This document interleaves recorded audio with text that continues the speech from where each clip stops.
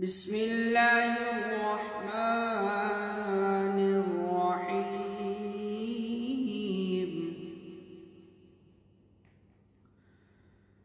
لقد جاءكم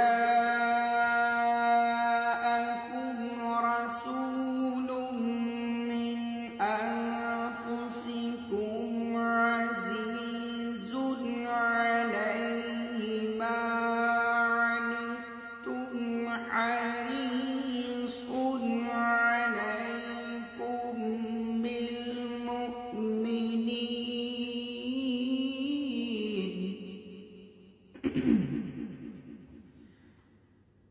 بالمؤمنين